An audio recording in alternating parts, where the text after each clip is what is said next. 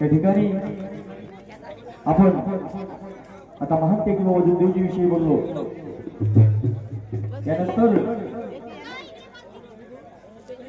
आई वाराणसी विषयी एक गीत या ठिकाणी सादर करत आहोत। की तुझ्या परी वाराणसी आई आता घडणे शक्य नाही, त्याचे पंख घेऊन इथे उडणे शक्य नाही। वाराणसी आई म्हणायचं काय की तुझ्या परी वाराणसी आई आता घडणे शक्य नाही आणि वासल्याचे पंख घेऊन इथे उडणे शक्य नाही। आठवू किती आठवणी आज तुझ्या इथे, आठवू किती आठवणी तुझ्या आज इथे। उपकार वाराणसी आईचे शेवका फेडणे पाहिजे कधी नहारलीस तू वाराणसी, आदर्श माऊल्यान प्रती ठरलीस तू वाराणसी। त्या वाराणसी आई विषयी बोलायचंय काय की जीवनात पाहिजे कधी नहारलीस तू वाराणसी, आदर्श माऊल्यान प्रती ठरलीस तू वाराणसी।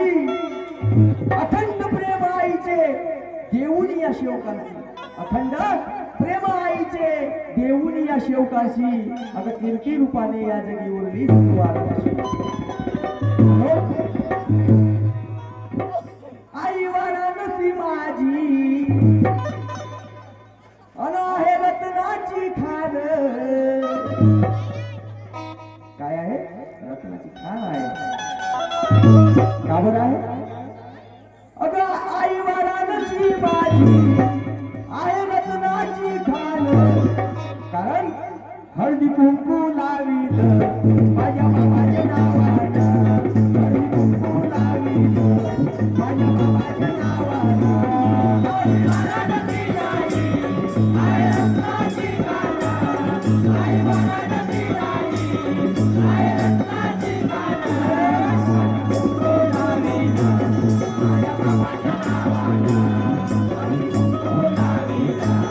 माझ्या बाबाच्या नावानं, हळदी कुंकू लावीत माझ्या बाबाच्या नावानं। आई वाराणसी माझी आहे रत्नाची खान, आई वाराणसी माझी आहे रत्नाची खान, हळदी कुंकू लावीत माझ्या बाबाच्या नावानं, हळदी कुंकू लावीत माझ्या बाबाच्या नावानं। आई वाराणसी माझी आहे रत्नाची खान, आई वाराणसी माझी आहे रत्नाची खान, हळदी कुंकू लावीत माझ्या बाबाच्या नावानं, हळदी कुंकू लावीत माझ्या बाबाच्या नावानं।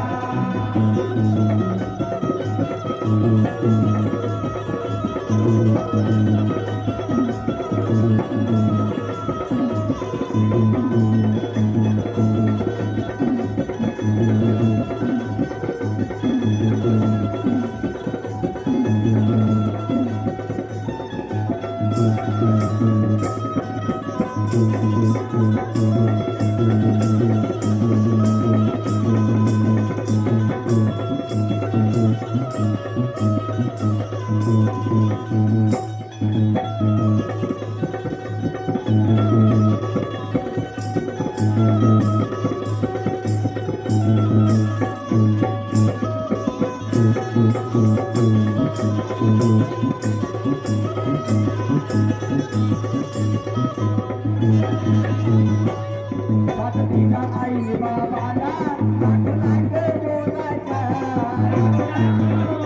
लागला बोलाचा एकमेकाला समजून घेतलं पती परमेश्वराला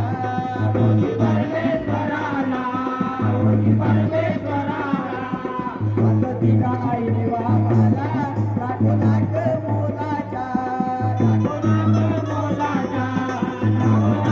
बोलाचा एकमेकाला समजून घेतलं पती परमेश्वराला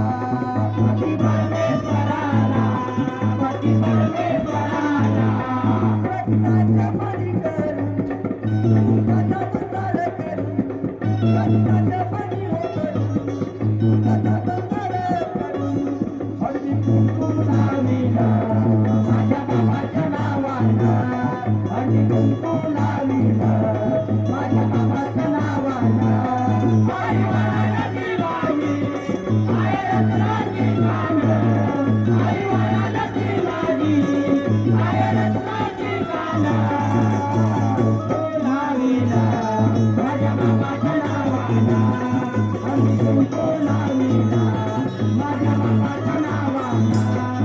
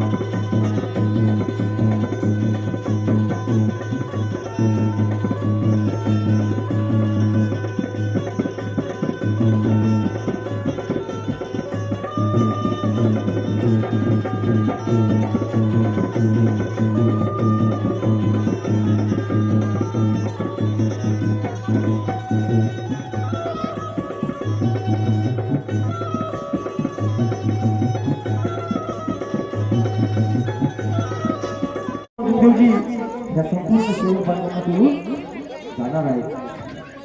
ही गोष्ट जेव्हा वाराणसी आईने दारामध्ये उभी राहून ऐकली तेव्हा अगदी आईच्या पायाखाली जमीन सरकून गेली. आईला खूप मोठा धक्का बसला.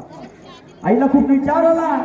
जेव्हा ही गोष्ट आईने ऐकली आईला खूप विचार आला की म्हणे हे जे परमात्मा मार्गामध्ये येणारे सेवक आहेत, कोणी दुःखी आहेत, कोणी कष्टी आहेत, कोणी अडाणी आहेत, कोणी गरीब आहेत.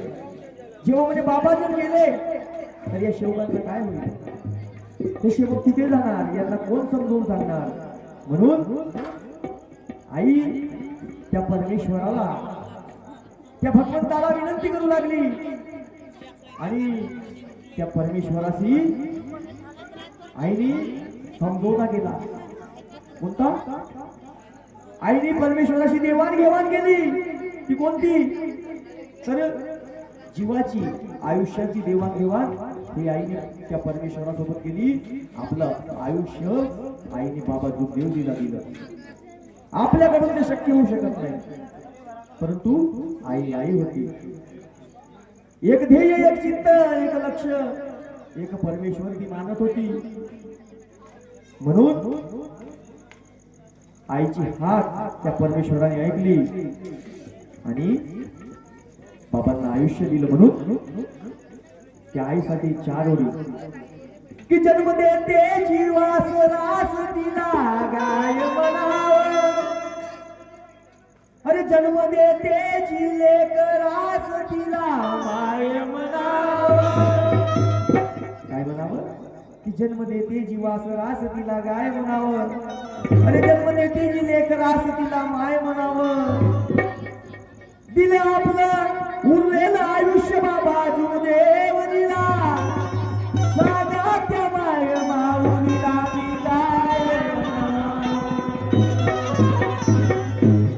आपण ते करू शकत नाही, आपली माय माऊली ते करू शकत नाही, परंतु वाराणसी आईने ते केलं. म्हणून तिचे उपकार आपल्या सेवकांवरती आहे. कि दिया दिया हर कोई कहे, अरे बाती कहे. आपण या जळत्या दिव्याला म्हणतो, परंतु याला सप्लाय कुठून आलाय? वायर जर नसतात हा दिवा भेटला असता नाही. म्हणून कि दिया दिया हर कोई कहे, अरे बाती कहे. दिव्यामध्ये जर वाट नसती तर तो दिवा जळला असता का? नाही. म्हणून दिया दिया हर कोई कहे, अरे बाती कहे नको. और बाती बिचारी रात मरले और नाम दिए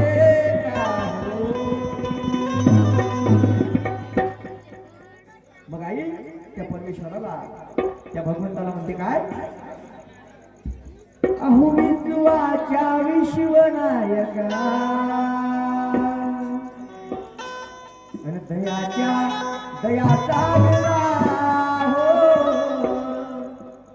आई त्या भगवंताला म्हणते अरे विश्वाच्या विश्वनायका दयाच्या दयाचा